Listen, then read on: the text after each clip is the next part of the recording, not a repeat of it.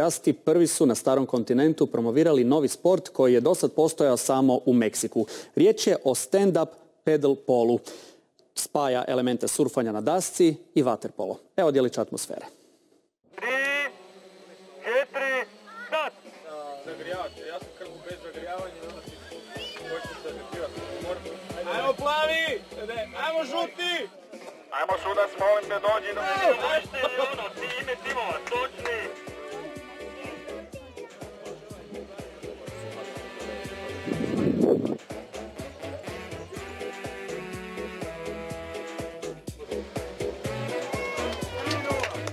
Ovo je ipak jedna velika vještina i pogotovo za nas koji smo tek prvi put na tim daskama je bilo dosta problema, puno padanja, ali definitivno vidim veliku budućnost da ovo može postati jedan jako dobar sport i zanimljiv za široke mase.